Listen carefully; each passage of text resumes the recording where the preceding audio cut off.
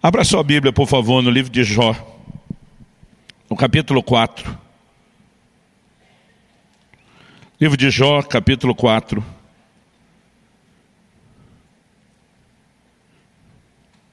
E nós vamos ler juntos do versículo 3 até o versículo 5.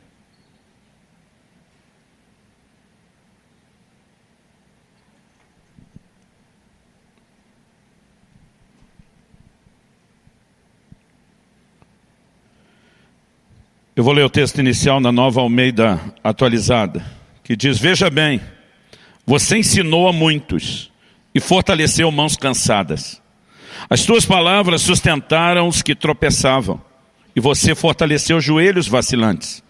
Mas agora, quando chega a sua vez, você perde a paciência, e ao ser atingido, você fica apavorado. Nesse momento difícil da vida de Jó, seus amigos o rodeiam. A Bíblia diz que permanecem por vários dias sentado, ao lado de Jó em silêncio. A ideia e a intenção é trazer consolo. Em alguns momentos eles falam a verdade, põem o dedo na ferida. Em outros momentos, de forma equivocada, eles acabam julgando Jó, e Deus não gosta da forma como isso acontece. No entanto, acredito que nenhum de nós vai questionar a verdade dessas palavras de Elifaz, um dos amigos de Jó. Ele começa destacando o nível de desânimo a que Jó havia chegado, o nível de desencorajamento que ele estava experimentando. E é o que eu e você precisamos entender, e esse é o assunto da minha conversa hoje, lidando com o desencorajamento. Eu e você precisamos entender que isso é algo que acontece ao ser humano de uma forma geral. Mas nós precisamos entender que isso não acontece com alguém apenas porque essa pessoa esteja numa espécie de problema espiritual, ou porque não esteja bem com Deus. A palavra de Deus nos mostra, gente séria com Deus, conectada com o Senhor, tendo que lidar com o desânimo ou o desencorajamento. E a palavra de Deus nos mostra também que esse não é um assunto sem importância. O próprio Jesus usa a frase: tende bom ânimo. É lógico que muitas vezes isso pode acontecer num contexto de problemas. A maioria de nós não fica desanimado quando está no auge, vivendo tudo do bom e do melhor. E as situações que geram esse tipo de reação em nós, mas o Senhor Jesus nos ensinou: no mundo tereis aflições. Ele diz: mas tende bom ânimo. Em outras palavras, ele estava dizendo: não deixe as circunstâncias ditar o seu ânimo. Há outra realidade que pode governar você. Mas quando eu olho para Jó, eu vejo aqui o perfil de alguém que sempre foi um encorajador. O texto, de uma maneira muito clara, diz: você ensinou a muitos, você fortaleceu as mãos cansadas, suas palavras sustentaram os que tropeçavam, você fortaleceu os joelhos vacilantes. Em outras palavras, se tem alguém que entende encorajamento, é tu, meu irmão. Você tem praticado isso, você tem sido um instrumento de Deus para levantar os outros. Ele diz: mas em agora, chegando a tua vez. O versículo 5 de Jó, capítulo 4, na NVI, foi traduzido assim: mas agora que se vem dificuldade, você desanima. E a verdade é que quando o assunto é desânimo, ou desencorajamento, não importa o quão encorajador você já possa ter sido com qualquer pessoa à sua volta. Quando chega a sua hora e o seu momento, toda a teoria e o conhecimento que você tem, que muitas vezes já pode até ter funcionado para levantar os outros, você descobre que ele parece ter uma grande dificuldade de funcionar em seu próprio favor. E esse é o ponto que eu quero explorar para essa nossa conversa hoje. Eu sei que hoje é o Dia das Mães, parabéns para todas vocês. Eu tentei, gente, achar alguma mensagem de mãe para pregar. Eu acho que tem coisa que eu sou muito ruim. Eu não consegui achar. Eu falei: meu Deus, a Bíblia é tão grande, e não saiu nenhuma mensagem. Mas eu creio que Deus tinha um outro plano e um outro propósito. E que essa manhã não será só uma manhã de instrução, orientação, mas eu creio que será uma manhã de socorro e intervenção de Deus. Eu creio que você está num ambiente profético, de ação do Espírito Santo, de intervenção de Deus, onde a palavra pode te tocar de uma forma como você nem imagina. Seja esse o seu momento ou não. Eu quero chamar a sua atenção aqui para essa verdade que a palavra de Deus nos mostra e nos revela. Eu olho para Jó e descubro que Jó, à semelhança de outros homens e mulheres de Deus na Bíblia, era gente parecida comigo e com você. Nós muitas vezes funcionamos como encorajadores dos outros, até que chega o nosso momento. Nós sabemos que não é correto estar desanimado, e é por isso que a gente tenta levantar os outros. Não apenas porque a gente se ama e se importa e quer ver mais do que uma cara triste, um sorriso, mas a gente sabe que é importante vencer o desencorajamento. Mas a verdade é que quando chega a nossa vez, nós nem sempre conseguimos saber como lidar com isso. A palavra de Deus nos diz, em Tiago, no capítulo 5 e no versículo 17, que Elias era homem semelhante a nós. Mas a Bíblia diz assim, sujeito aos mesmos sentimentos.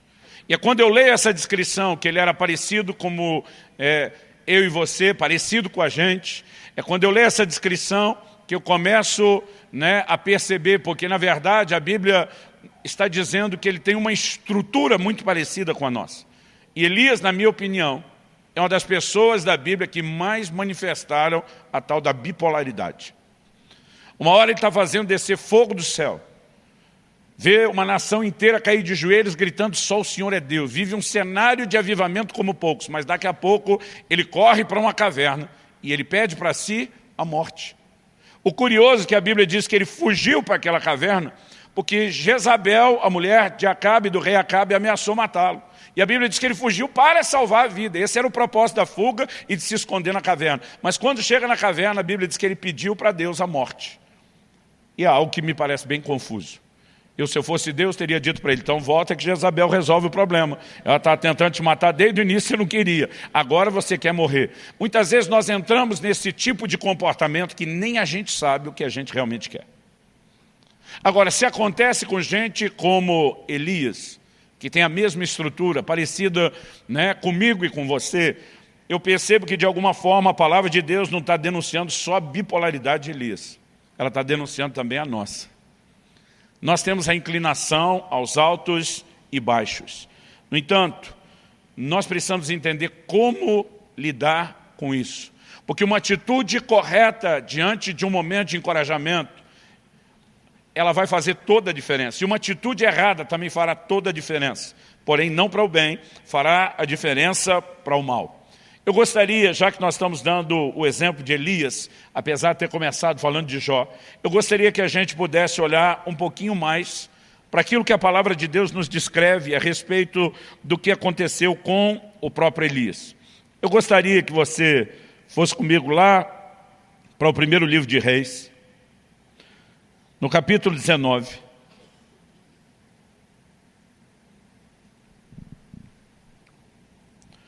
Primeiro livro de Reis, capítulo 19, a partir do versículo 1. Acabe contou a Jezabel tudo que Elias havia feito e como havia matado todos os profetas à espada.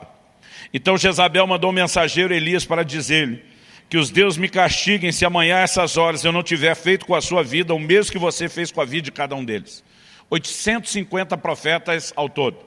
Normalmente a gente lembra só dos de Baal e esquece os de Azera ou Azerá. 850 profetas que serviam aos ídolos, aos falsos deuses, haviam sido executados depois daquele momento de arrependimento do povo e de volta do coração do povo para Deus. Agora, todos eles eram sustentados, promovidos por Jezabel. E agora Jezabel manda o recado, e o versículo 3 diz, Elias ficou com medo. Levantou-se e, para salvar a sua vida, se foi. Chegou a Berseba, que pertence a Judá. E ali ele deixou o seu servo. Ele mesmo, porém, foi para o deserto, caminhando um dia inteiro. Por fim, sentou-se debaixo de um zimbro, sentiu vontade de morrer e orou, basta, Senhor, tira minha vida, porque eu não sou melhor do que meus pais. Deitou-se e dormiu debaixo de um zimbro, e eis que um anjo tocou nele e lhe disse, levante-se e coma. Elias olhou e viu perto da sua cabeça um pão assado sob pedras em brasa e um jarro de água. Comeu, bebeu e tornou a dormir. E o anjo do Senhor voltou, tocou nele e lhe disse, levante-se e coma, porque a viagem será longa. Então Elias se levantou, comeu e bebeu, e com a força daquela comida, caminhou 40 dias e 40 noites até Horebe, o monte de Deus. Ali entrou numa caverna onde passou a noite. E eis que a palavra do Senhor veio a ele e lhe disse: o que você está fazendo aqui, Elias? Ele respondeu: tenho sido muito zeloso pelo Senhor, Deus dos exércitos, porque os filhos de Israel deixaram a tua aliança, derrubaram os teus altares, mataram os teus profetas à espada, só eu fiquei, e eles estão querendo tirar-me a vida. Então foi-lhe dito: saia daqui e fique diante do Senhor no monte. Eis que o Senhor estava passando e um grande e forte vento fendia os montes, quebrava as rochas diante do Senhor, mas o Senhor não estava no vento. Depois do vento houve um terremoto, mas o Senhor não estava no terremoto. Depois do terremoto veio um fogo, mas o Senhor não estava no fogo. E depois do fogo veio o som de um suave sussurro. Quando Elias ouviu isso, cobriu o rosto com o manto e, saindo-se, pôs-se à entrada da caverna. Ao que ele veio, eis que lhe veio uma voz e lhe disse: o que está fazendo aqui, Elias? Ele respondeu: tenho sido muito zeloso pelo Senhor, Deus dos exércitos, porque os filhos de Israel deixaram a tua aliança, derrubaram os teus altares, mataram os teus profetas à espada. Só fiquei eu, e eles estão querendo tirar minha vida. Então o Senhor disse a Elias: vá, volte ao seu caminho para o deserto de Damasco. Chegando lá, unja Hazael como rei da Síria, unja também Jeú, filho de Ninsi, como rei de Israel, e Eliseu, filho de Safate, de Abel-Meolá, como profeta em teu lugar. Quem escapar à espada de Hazael, Jeú matará. Quem escapar à espada de Jeú, Eliseu matará. E também concebeu em Israel 7.000, todos os joelhos que não se dobraram a Baal, e toda a boca que não o beijou. Vamos olhar para esse texto com aquela mentalidade de o que podemos tirar daqui, o que podemos aprender com isso. Eu gosto sempre de lembrar que Paulo, escrevendo aos Coríntios, diz que essas coisas aconteciam a Israel e foram escritas para nosso exemplo, para nossa advertência. Então, quais são as lições práticas? Primeiro, o anjo de Deus acorda Elias e manda ele comer. Depois disso, Elias vai dormir. Então, a primeira lição é que é bíblico tirar um cochilo depois da comida. Segunda lição, o anjo acorda e ele diz: come de novo. Também é bíblico repetir. O dia desse estava em algum lugar, eu já tinha comido num prato que era suficiente para a refeição, a comida estava muito boa. Eu lembro que eu falei: vou comer mais um pouquinho. Alguém me deu aquele olhar de censura. E eu falei: está na Bíblia. Elias repetiu e foi o anjo de Deus que mandou. Aí a pessoa olhou para mim e falou: mas caminhou 40 dias só com aquela comida depois. O senhor está planejando andar quanto depois? Eu falei: agora você acabou com a doutrina. Bom, brincadeira à parte, esquece o cochilo depois do almoço, né? Ou repetir a comida. O que é que a gente pode aprender aqui? Eu vejo um Elias que ele está em crise. É inegável que ele está em crise. A crise de Elias não é ministerial. Nós não podemos dizer que ele se sentia um fracasso. O cara acabou de viver talvez um dos momentos mais gloriosos do seu ministério e do que qualquer ministro desejaria ter vivido. Ver fogo descendo do céu, ver um duelo de deuses, ver, né, o inimigo sendo envergonhado, uma nação se voltando para o Senhor. Ele vive as manifestações de Deus de uma forma muito intensa. Ele está tendo resultados no seu ministério. Ele pessoalmente viveu o cuidado do Senhor de uma forma singular. Durante os 3 anos e meio de seca, Deus o sustentou de forma sobrenatural. Corvos levavam alimento, pão e carne para ele todos os dias. Quando o ribeiro se seca, Deus provê novamente de uma forma milagrosa aquilo que ele precisa.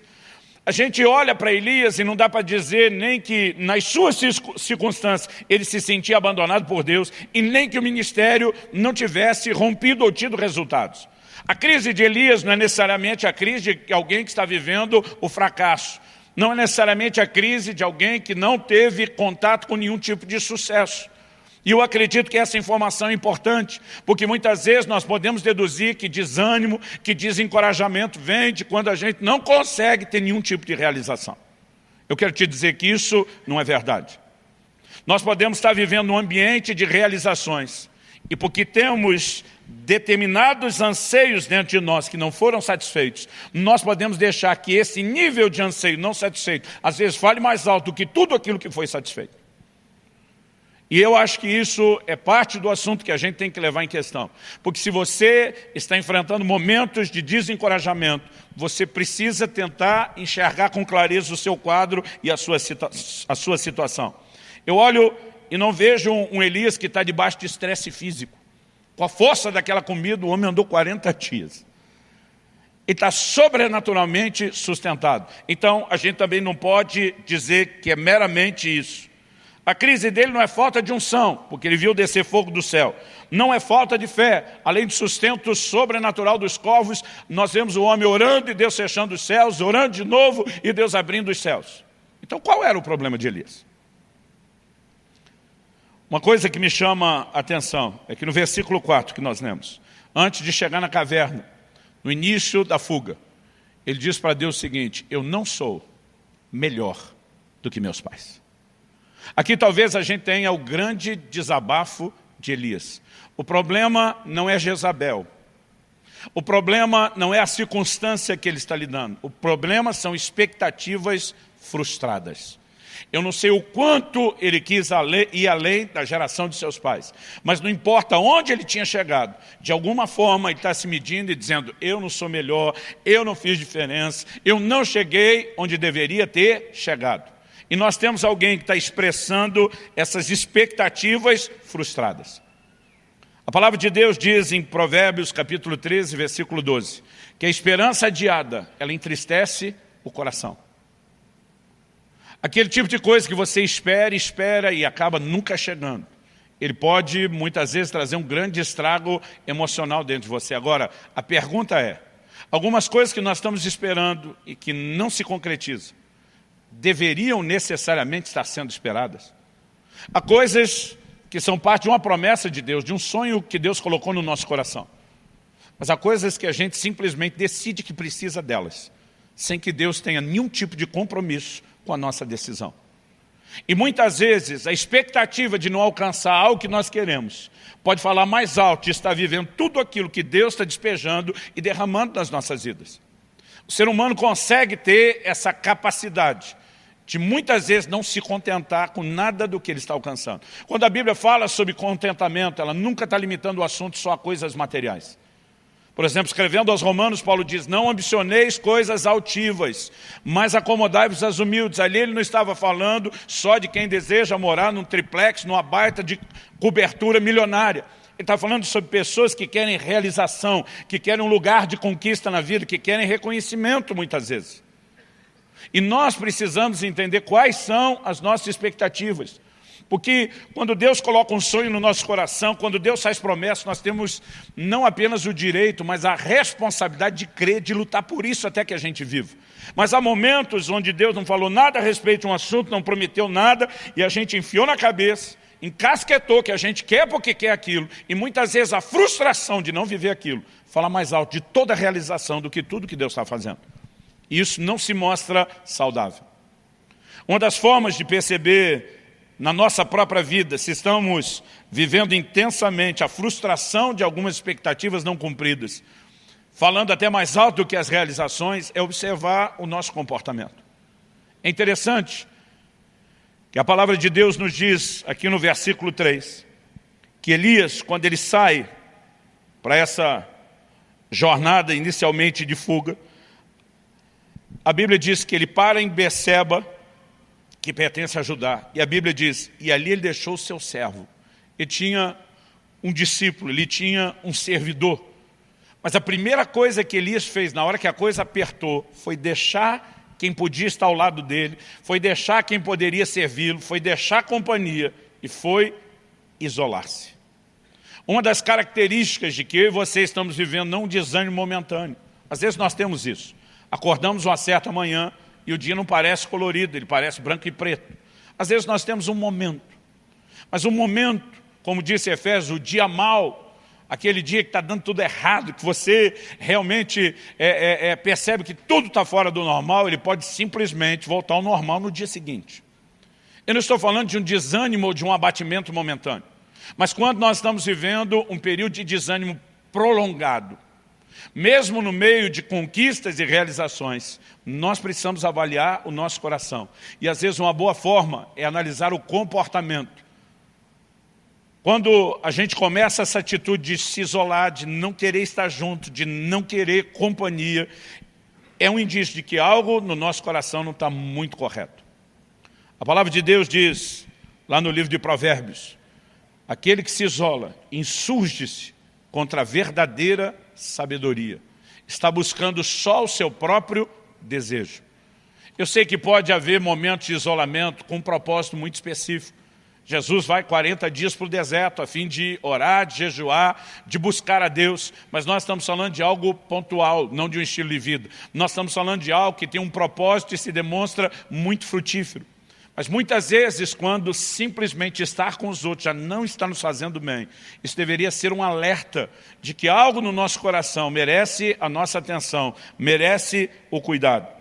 Uma segunda coisa que eu percebo aqui, isso tanto no versículo 3 nós lemos, como depois no versículo 9, a palavra de Deus diz que ele entra numa caverna, onde passou a noite. Há algumas cavernas emocionais nas quais eu e você entramos e também nos fechamos. É aquele momento onde a gente já não quer ver gente, onde a gente já não quer ver a luz, onde a gente já não quer ver nada e nem ninguém.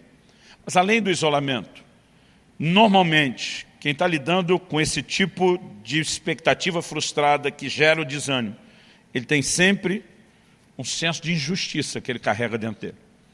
Depois de 25 anos de pastorado, atendendo e ouvindo gente, eu percebo, por estatística, o quanto isso é comum nas pessoas que estão lidando com esse tipo de coisa. Um senso de injustiça. Elias diz para Deus, mataram os teus profetas à espada, só eu fiquei. E só eu fiquei se tem alguém que te levou a sério, que te honrou, que sobreviveu para manter o ministério e a tua obra viva, sou eu. Em outras palavras, o Senhor tinha que estar me protegendo de uma maneira especial. Eu não tinha que estar correndo da Jezabel por fazer a sua vontade. Deus nem discute se Jezabel está caçando ele ou não. Deus olha para ele e diz, ei, tem 7.000 que não dobraram os seus joelhos a Baal. Você acha que só você é o cara, que só você ficou? Você só está enxergando você porque você desconectou dos demais. Essa é a única razão pela qual você está achando que ficou sozinho. Porque se você tivesse conectado com os outros, você ia ver quanta gente está me servindo, quanta gente está me buscando, quanta gente está sendo fiel. Mas a sensação do só aconteceu comigo só eu te levei a sério, só eu estou pagando o pato. Gente, esse senso de injustiça. E a maioria de nós sabe muito bem quando ele está lá. Não é só o que você sente no dia a dia, é aquilo que você tem vontade de falar para Deus na oração. É quando você está orando e diz, Senhor, apesar do Senhor ter dito, nunca te deixarei, jamais te abandonarei, parece que o Senhor não andou se lembrando do que prometeu. Nós podemos perceber nesse tipo de conversa que ele simplesmente está transbordando parte de uma crise interior. Agora, eu fico olhando para esse senso de injustiça e acredito que ele vem de um único lugar, das comparações que a gente faz. A gente tem mania de comparar a nossa vida com a dos outros com a nossa, dos outros com os outros mesmo, e a gente vive de comparação. Quando o Senhor Jesus estava falando com Pedro, olha Pedro, eu vou te dizer de que forma você vai me glorificar, com que tipo de morte. A Bíblia diz que a primeira reação de Pedro foi olhar, viu que João vinha seguindo e perguntou para o Senhor, e quanto a este? Em outras palavras o que vai ser dele? Jesus disse, eu quero que ele fique até que eu venha, o que te importa? Em outras palavras, isso lá é da sua conta, seu cabeção. Eu tenho um assunto com você, eu tenho outro com ele, eu tenho um propósito para você, eu tenho outro para ele. Mas nós temos essa inclinação, porque de alguma forma a gente quer sentir se a gente está sendo tratado igual aos outros. Eu lembro quando criança, eu sou de uma época onde refrigerante aparecia uma vez por semana, e não era nem por motivos de saúde, era por falta de recurso. Aparecia uma vez por semana, era a refeição do domingo. Era a época em que Coca-Litro era chamado o refrigerante família, porque o litro dava para todo mundo, hoje em dia malemar dá para uma pessoa.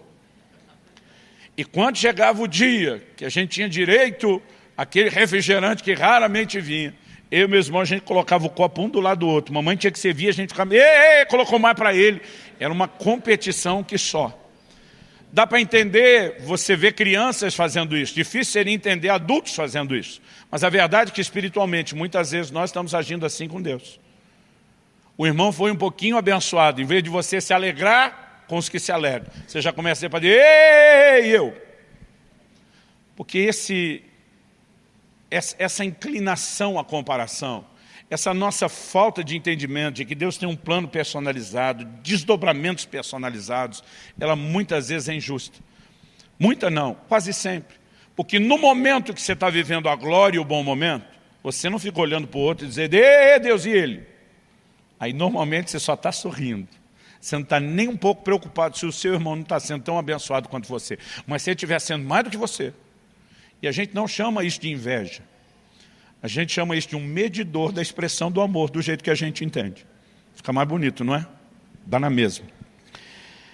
Quando eu olho para a palavra de Deus, eu percebo que, assim como Elias, a Bíblia diz que eu e você somos semelhantes, né? Ou ele era semelhante a nós somos semelhantes a ele, nós podemos agir da mesma forma.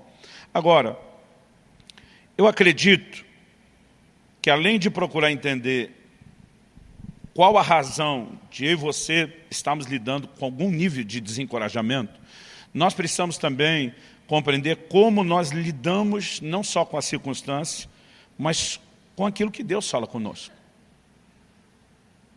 O Elias começa a oração antes de chegar na caverna e lá termina. Ele está dizendo para Deus, para mim deu a conta, deu a tampa, deu o que tinha que dar. Aí Deus diz, beleza, você está apresentando sua carta de demissão, mas vou te dar um aviso prévio primeiro. Você vai ungir Azael, rei da Síria, Jeú, rei de Israel, e Eliseu, profeta, em seu lugar. Então Deus está dizendo, você tem duas unções aqui que você tem que fazer. E tem uma terceira que é para ungir o seu substituto. Porque se você não quer continuar, e se você quer desistir, pelo menos seja responsável. Irmão, conceito de trabalho, de serviço para Deus, de ministério, mesmo dentro da casa de Deus, deveria ser mais sério para a gente. A Bíblia nos mostra um nível de responsabilidade a ser praticado, que até para desistir o cara tem que ser responsável. Deus diz, não vai só vazar e largar tudo para trás. Se você quer desistir, acha quem continue. Agora, de alguma forma, o que é que Elias fez? Ele não ungiu nem Jeú, nem Azael. Ele vai direto no Eliseu, joga a capa nele, como quem diz, é contigo, velho. Basicamente, a minha leitura que eu faço de Elias, não é de alguém que acordou aquela manhã pensando o que eu posso fazer para desobedecer a Deus, mas tipo assim, já que estou fora mesmo, já que tem um substituto mesmo, ele que resolve o resto. Quem teve que ungir Jeú, rei de Israel, e Azael, rei da Síria, foi Eliseu. Elias nunca fez isso. Agora, o tipo de atitude dele está trazendo à tona o que está dentro do coração dele. Porque nós temos reações emocionais até o que Deus fala. E se a gente começar a aprender a olhar para dentro de nós, nós vamos perceber quanta coisa que está dentro de nós e precisa ser resolvida. Nabucodonosor tem um sonho. Ele não lembra o sonho. Deus manda alguém para dizer se sonhou isso, não só lembrar e também interpretar. Se ele só interpretasse, o rei ainda poderia dizer, talvez seja coisa da cabeça dele. Mas como ele não lembra e a pessoa conta exatamente o que ele sonhou, o rei sabe que Daniel não tinha como saber isso. Então, a partir disso, na interpretação, é lógico que a mensagem entra com toda a credibilidade. E aí Deus diz o seguinte, através de Daniel, que está diante do rei, diz, olha, você viu uma estátua com 4 tipos de metal, você é a cabeça de ouro. A estátua representava os impérios mundiais. O Senhor diz, você é a cabeça de ouro, mas depois de você virá um reino inferior ao teu. Nós sabemos que Babilônia foi o primeiro império mundial, mas foi sucedido pelos medo-persas. Mas haveria uma terceira mudança de metal. Os medo-persas foram sucedidos como império mundial pela Grécia, que por sua vez foi substituído por Roma. Antes de Babilônia, ninguém nunca dominou o mundo. Depois de Roma, ninguém nunca mais dominou o mundo. Naquela estátua que representava o império mundial, Deus diz, vão ter 4 reinados. Aí o Senhor está falando para o Nabucodonosor, você é a cabeça de ouro, mas você não vai ficar aí muito tempo não, daqui a pouco vão tomar o seu lugar. Se coloca no lugar do homem, que foi o primeiro a dominar o mundo. Você queria sim ser substituído? Capítulo 3 de Daniel começa logo depois dessa história, dizendo que ele mandou construir uma estátua. O que é que ele tinha sonhado? Com uma estátua gigante. O que é que ele mandou construir? Uma estátua gigante. Qual a diferença entre a estátua que ele mandou construir e a que ele sonhou? Que naquele sonhou, só a cabeça era de ouro. Agora ele manda fazer uma estátua inteira de ouro. O que você acha que ele está dizendo, consciente ou não? Para mim está dizendo, é ruim que eu sou a cabeça de ouro e você trocar depois. Eu sou a estátua toda, eu cheguei para ficar, daqui ninguém me tira. A reação dele ao que Deus falou não é muito difícil de perceber ou entender. Eu quero te perguntar, normalmente quais são as suas reações ao que Deus está falando sobre você, a sua condição e o seu estado? Porque isso vai revelar mais a respeito de você e do estado do seu coração do que você pode imaginar. Não tem como Deus simplesmente tirar eu e você dessa crise, se nós não tivermos a capacidade de reagir de uma forma correta ao que Ele está fazendo. Mas já que nós falamos em crise, a segunda coisa que eu quero abordar aqui, depois de falar da crise de Elias, que é parecida com muitas vezes as nossas, é a forma de Deus agir em nossas crises. Em primeiro lugar, a gente tem que entender por que Ele deixa a gente passar por crise.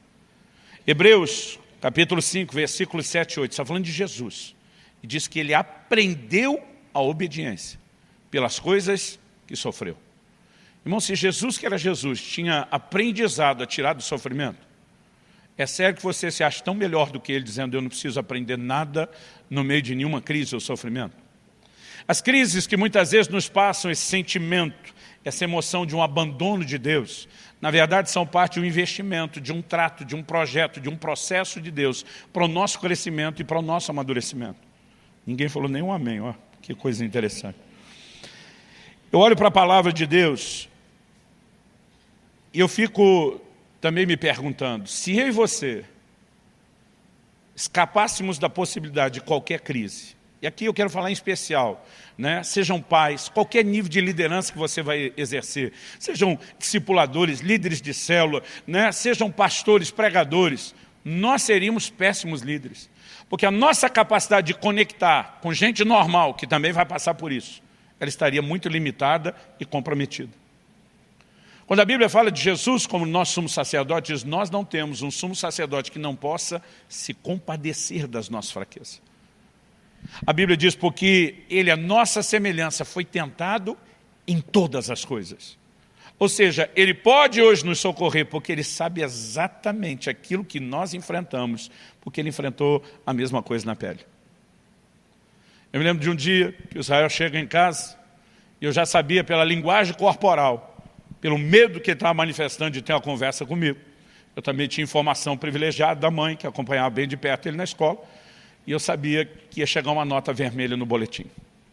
Eu me senti culpado, resolvi arrastar a família comigo para uma semana de ministrações no Nordeste, porque eu não queria estar muito desconectado deles, e aquela matéria que Israel perdeu naquela semana, quando ele chegou, mal deu tempo de recuperar, já teve uma prova surpresa, e ele acabou indo mal. Eu já tinha ouvido, para não dizer um sermão, as considerações da mãe pedagoga a respeito do que eu tinha feito, e eu já sabia o que tinha acontecido. Mas Israel chega, ele está com medo. Dá para ver assim que ele, né, tremia feito vara verde, cabeça baixa, não conseguia me olhar, ele tinha uns 11 anos de idade. Eu falei, filho, o que está acontecendo? Que? Nada. Eu falei, filho, você não consegue esconder que você está apavorado para me contar alguma coisa. Eu acho que deve ter um boletim aí dentro da sua mochila, que você não sabe como entregar. Deus te mostrou, pai. Não, filho. Você revelou para mim tudo isso. Aí nós vamos conversar. Minha preocupação é aliviar a barra. Eu estou vendo o quanto aquilo está pesando. Eu lembro que eu olhei para ele e falei, filho, presta atenção, para. Antes da gente conversar qualquer coisa. Primeira coisa que você tem que saber. Suas notas são melhores do que as minhas eram.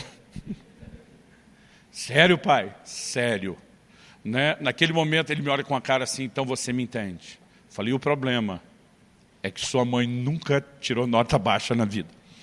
Ela só tirava 9 e 10, então ela nunca vai te entender.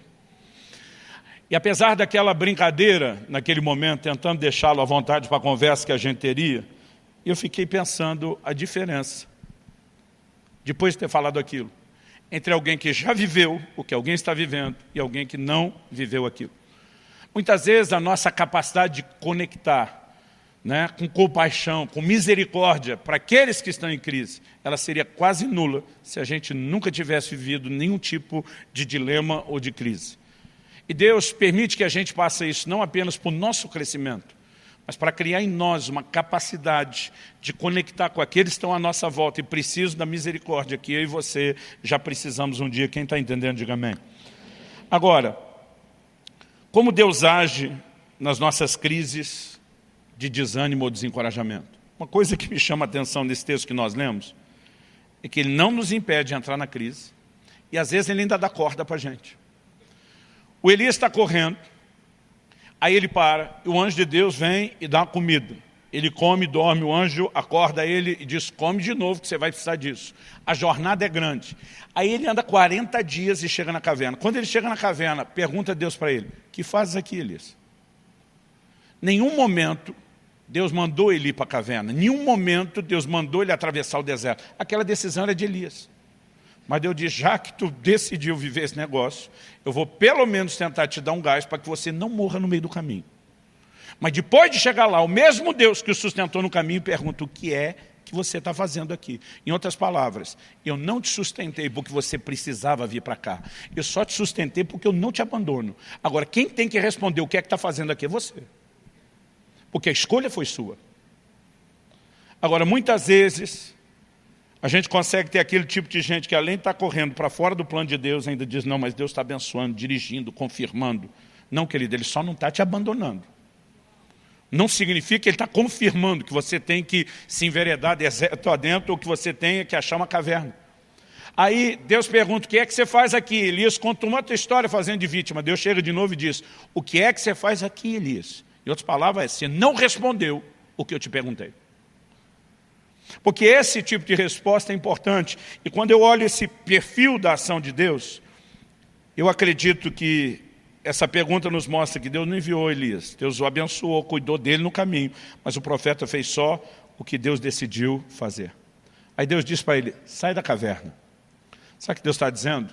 Eu me recuso a falar com você do lado de dentro. Eu posso ter apoiado você no sentido de não te abandonar até chegar aqui. Mas se você quer uma reviravolta, se você quer escutar minha voz, se você quer entender os novos desdobramentos, sai daí. Quem entrou na caverna foi você, quem sai é você. Eu não te tiro daí, sai. E é só depois que ele sai, que Deus fala com ele lá. Nós precisamos entender que muitas vezes estamos vivendo o fruto das nossas escolhas, das nossas decisões. Ainda que elas foram ofuscadas por sentimentos, emoções erradas, bagunçadas, Deus está dizendo, começa a arrumar a bagunça que você fez, porque eu sozinho não vou fazer isso tudo por você não. Quem está entendendo, diga amém. Quem está pensando em alguém que tinha que estar aqui ouvindo essa mensagem, não diga amém.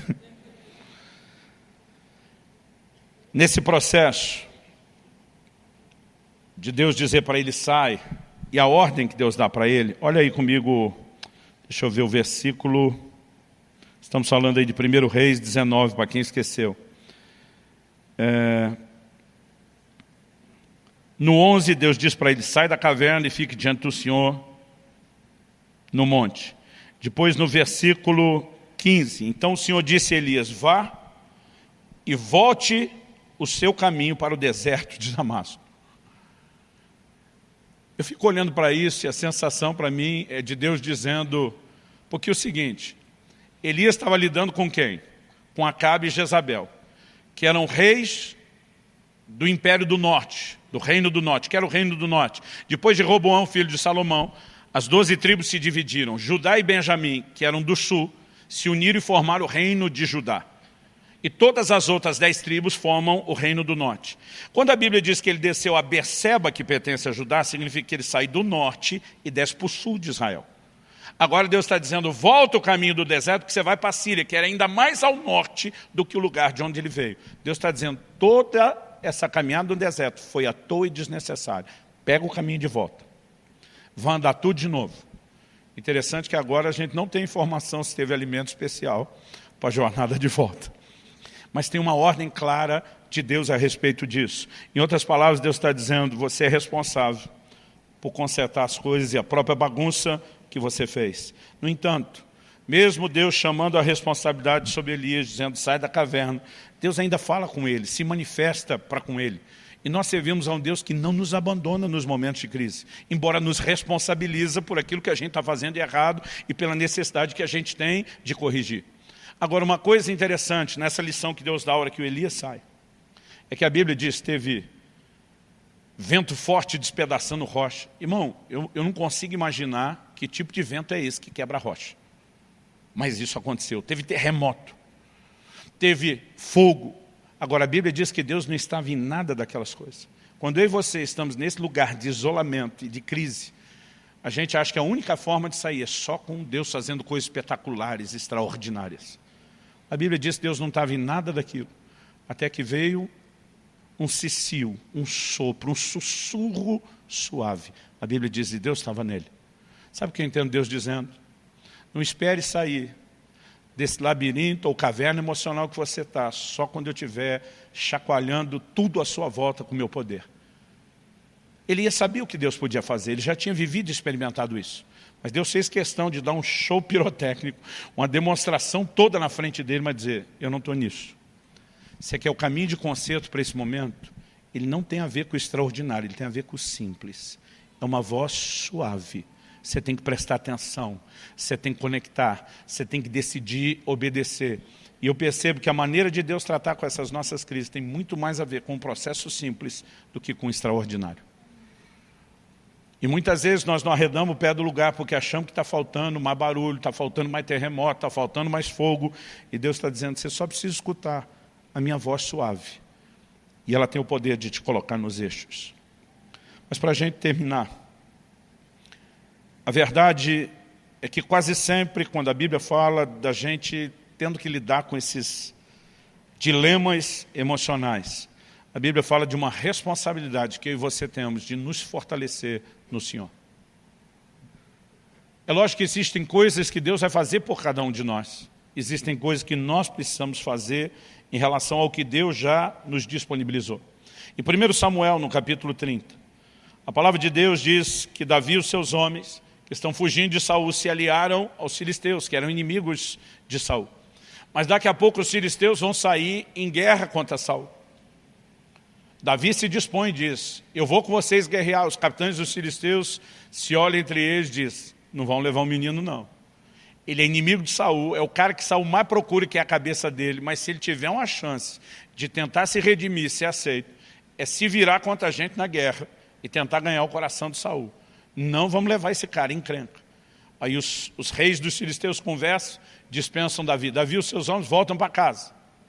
Já devem estar frustrados que não puderam sair à batalha, mas quando eles chegam, a palavra diz que Ziclag, o lugar onde eles estavam morando, havia sido saqueada pelos amalequitas, havia sido incendiada. Quando eles chegam, não encontram absolutamente nada naquilo que deveria ser o lar do lar. Tudo destruído, tudo queimado. Então, assim, a própria estrutura onde eles viviam, ela está toda destruída. Os familiares foram levados, os bens foram saqueados. E a palavra de Deus diz ali em 1 Samuel, no capítulo 30, se você for rápido de endereço e quiser acompanhar, no versículo 4, a Bíblia diz assim, então Davi e o povo que estava com ele ergueram a voz e choraram, até não terem mais força para chorar. Gente, não é que eles pararam de chorar porque foram consolados. Eles pararam de chorar porque não tinha mais força de continuar chorando. Agora, eles estão numa crise, no estado de desolação, sim. Versículo 6 diz assim, Davi ficou muito angustiado, pois o povo falava de apedrejá-lo. Uma lição que aprendi cedo, você quer ser o líder, você vai pagar o pato por muita coisa. Porque quando as pessoas estão amarguradas, elas sempre têm que culpar alguém. E de repente eles começam a olhar para Davi e dizem, tudo isso é por causa de você. Foram eles que foram atrás de Davi, eles decidiram andar com Davi, né? Foi a dispensa de Davi que ainda dá tempo depois deles consertarem a situação, mas naquele momento ninguém entende, porque o coração deles estava amargurado. O versículo diz, pois o povo falava de apedrejá-lo, porque todos estavam amargurados, cada um por causa de seus filhos e suas filhas. E o texto diz assim, mas Davi se reanimou no Senhor seu Deus. Quando ele vê aquela turma já falando em apedrejar, ele disse, se eu não reagir, essa história vai acabar aqui, vai acabar da forma mais trágica. Há um momento onde a minha e a sua ficha tem que cair, de que nós temos que reagir, de que nós temos que decidir mudar e virar o jogo. E a Bíblia diz que ele se fortaleceu no Senhor. A tradução que eu estou lendo diz que ele se reanimou no Senhor. É possível você encontrar ânimo no Senhor, porque você decide buscar e encontrar isso. Quem está entendendo, diga amém. Agora, eu acho lindo nessa história, quando ele decide se fortalecer no Senhor, ele vai consultar o Senhor depois disso, ele faz 2 perguntas, e Deus dá 3 respostas. Dá uma olhadinha nesse texto aí de 1 Samuel 30. O texto diz assim, no versículo 7, disse Davi a Abiatar, o sacerdote, filho de Ameleque, traga aqui a estola sacerdotal. E Abiatar a trouxe a Davi. Gente, em momentos de dor, nós precisamos aprender a recorrer à presença de Deus. Por favor, diga amém. Verso 8, então Davi consultou o Senhor dizendo, devo perseguir esse bando? Conseguirei alcançá-lo? Então, em primeiro lugar, a gente tem que tentar alguma coisa? Sim. Se a gente tentar, nós vamos achar o bando? Ou vai ser um esforço inútil, perseguir gente no deserto que talvez não deixou rastro? São as duas perguntas que ele faz. O Senhor respondeu: 1, persiga o bando. 2, porque você certamente o alcançará. E 3, a pergunta que eu acredito que Davi não teve coragem de fazer: e libertará aos cativos. Eu acho que naquela altura do campeonato eles estão vivos, nós vamos recuperá-los. Essa é a pergunta que ele não tem coragem de fazer. Mas Deus se antecipa e diz: eu vou intervir. Irmão, normalmente nós atribuímos a Deus a razão de algumas desgraças, em vez de entender que Ele pode ser exatamente a solução para a mudança do quadro. E tem gente que nessa hora chora da vida, chora de Deus, chora do que perdeu e não reage. Agora, pessoas como Davi que nos ensinam que quando nós decidimos lutar, quando nós decidimos reagir, nós vamos ver esse Deus que nós estamos acusando de não ter protegido a gente, intervindo para que a gente recupere aquilo que a gente perdeu por nossas escolhas. Quem foi que disse que Davi tinha que sair e lutar contra Saul? O problema era dele com Saul, não era dele com toda a nação que ele ia governar. Não fazia o menor sentido Davi se dispor a lutar aquela batalha. E se não tivesse saído, não tinha malequita que tinha enfrentado aqueles valentes e levado todo mundo. Mas normalmente, porque nós não resolvemos um tipo de problema, nós nos metemos em outro. Então ele está começando a ficar bronqueado e amargurado com o Saul que está perseguindo ele. Ele diz: quer saber, eu não vou mais só fugir, eu vou cair para cima, eu vou enfrentar, eu acabo com a raça do Saul. E ele deixa a casa descoberta e desguarnecida, porque não está sabendo lidar com outro tipo de problema. E agora ele tem um problema maior do que o primeiro. E aí, em vez de culpar Deus, de repente ele entende: Senhor, como eu posso consertar? Deus diz: já que você botou a cabeça no lugar, o bom senso e o juízo, e ativou a fé, bora, Davi, vamos recuperar o terreno perdido.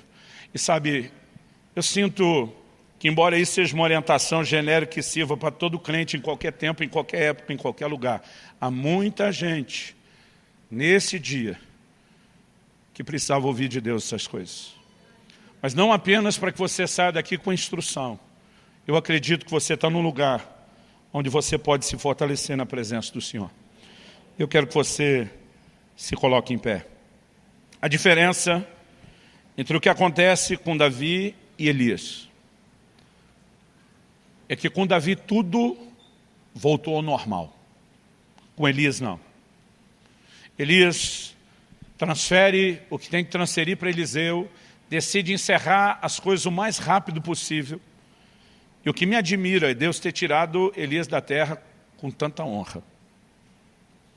O que me faz entender, além do crédito, obviamente, que ele tinha, pelo tanto que ele tinha feito, que para Deus, quem nós somos, ainda é mais importante do que só aquilo que nós fazemos. O seu valor diante de Deus não é só pela sua mão de obra. Não é só porque Ele pode contar com você e com aquilo que você pode produzir. Ele te ama por quem você é, independente da sua produtividade. Eu tenho certeza que Deus esperava um pouquinho mais de Elias, porque ele não tinha terminado aquilo que Deus lhe havia designado. Mas eu acho uma coisa linda a forma como Deus simplesmente diz: eu não vou descartar, não vou jogar fora. Um dos filhos dos profetas, depois que Elias foi tomado, vem para Eliseu dizer: deixa a gente procurar o corpo. Ele só faltou falar, tipo o carioca da Baixada: tá maluco, meu irmão? Ele diz: não perca tempo procurando o corpo. E eles gastaram 3 dias. Para depois Eliseu falar que nem a mulher costuma falar ao seu marido: eu não te disse? Eu não te falei? O que Eliseu está tentando dizer para aqueles homens? Deus não vai pegar o servo dele e descartar como alguém faz com um copinho de plástico descartável desses depois de beber água. Deus não é assim. Deus não pega a história de alguém que o serviu e simplesmente joga fora e descarta. Não funciona assim. E quando eu vejo o desanimado Elias sendo tratado por Deus, mesmo com esse tipo de honra, eu digo: Deus, o Senhor é fiel mesmo quando não somos. O Senhor é um Deus acima de qualquer suspeita, que merece o nosso amor, a nossa devoção. Mas a verdade é que nós precisamos entender esse Deus que é fiel, que se comprometeu dizendo: eu nunca vou deixar você. E se você encasquetar, feito um cabeçudo que tem que ir para o deserto e diz: ainda assim não te abandono, lá na frente eu vou mandar você pegar o caminho de volta, eu vou perguntar o que você fez. Mas mesmo assim, ainda seguro a onda, eu não te abandono no deserto. Quando o amor de Deus e o seu caráter começa a ser melhor entendido, Isso nos sustenta em momentos difíceis. A mulher de Jó está tão apavorada do que está acontecendo, ela diz, amaldiçoa Deus e morre. Ele diz para ela, você fala como uma louca. Ainda que ele me mate, eu louvarei. O que é que Jó está dizendo? Ele está acima de qualquer suspeito. Pode parecer até que ele está tentando acabar com a nossa raça, e nós vamos louvá-lo. Porque ele sabe o que faz. A gente não sabe o que ele faz, mas ele sabe o que faz. Paulo dizia, eu sei em quem tenho crido. Eu gosto de dizer que a fé se apoia no caráter de Deus. No momento de emoções difíceis, não baseie sua fé e o seu relacionamento com Deus naquilo que você está sentindo. Baseie-se na revelação de quem Ele é, que já foi claramente explicitado na palavra de Deus para mim e para você. Mas a verdade é que todos nós vamos lidar com momentos de desânimo. E a pergunta é, o que é que nós vamos fazer com eles? Outro dia alguém me perguntou, pastor, eu acho que é mais fácil falar isso para o senhor, porque o senhor parece ser indesanimável. Falei, pergunta para minha mulher, porque ela já passou do meu lado. Todos nós já vivemos momentos de crise e dificuldade. Mas quando você olha alguém que já cresceu, às vezes você não consegue lembrar daquele histórico. Um dia meu filho, bem criança, ele falou, pai, a sensação que eu tenho quando eu olho para você é que você não tem medo de nada. Eu falei, por quê? Ele falou, porque você nunca demonstra medo. Eu falei, filho, deixa eu te explicar uma coisa, corajoso não é o que não tem medo. Corajoso é o que vence seus medos. Se você perguntar se o pai é corajoso, eu vou dizer sim. Se você perguntar se eu tenho medo, eu também vou dizer sim. E como eu posso ter medo de ser corajoso? Eu venço eles, eu luto contra eles. Nenhum de nós, irmão, vai estar num lugar onde não precisa lutar contra o desânimo. A questão é que se a gente não lutar em situações como essa de desânimo prolongado, ele começa a engolir a gente, fazer muito mal não só para a gente. Atitude de isolamento fazem mal para os que estão à nossa volta e que não têm culpa de nada. Atitudes de crise, de expectativa frustrada começam a fazer mal para o nosso relacionamento com Deus. Porque nós, naquele senso de injustiça, começamos a cobrar Deus como se Ele não estivesse sendo o Deus que deveria ser. Não tem como essa história terminar bem se você não decidir abandonar a caverna e dar a volta por cima. O cara que valorizava a vida e foge para salvá-la, daqui a pouco entra num nível tal nesse sentimento, que já não quer mais viver. Todo desânimo prolongado tem a grande possibilidade de te colocar num lugar pior, de depressão, e num outro pior ainda, de não mais querer continuar vivendo. E Deus está dizendo para Elisa, é você que tem que sair da caverna que você se enfiou. Eu vou intervir na sua vida, mas você toma essa decisão. Então, hashtag fica a dica para você que está lidando com isso nesse momento, de tomar a sua decisão, sabendo que vai poder contar com a ação e com a intervenção de Deus. Eu gostaria que nós orássemos. E se você é alguém que não necessariamente está vivendo um momento de desencorajamento ou de desânimo, eu creio que no mínimo esse é um momento não só de aprender a lição, mas de talvez orar por alguém. Que você lembre de alguma forma que está vivendo ou passando um momento desse. Pai, nós oramos e clamamos no nome do Senhor Jesus, pela manifestação da graça e do favor do Senhor nessa manhã. Eu oro que esse possa ser um dia de festa, não apenas por celebrarem e honrarem as mães ou o legado que elas deixaram, mas eu oro que esse possa ser um dia de alegria, também por ser, ó Deus, o início da mudança, da reversão de um quadro de desânimo, de angústia, de peso, de opressão emocional. Nós oramos, Espírito Santo, a você o Consolador, orando que a capacidade de entender e aplicar a Tua palavra debaixo da Tua orientação e intervenção também se manifeste. Nós suplicamos nessa manhã graça e favor do Senhor sobre cada um dos nossos irmãos e irmãs. Em nome do Senhor Jesus. Em nome do Senhor Jesus.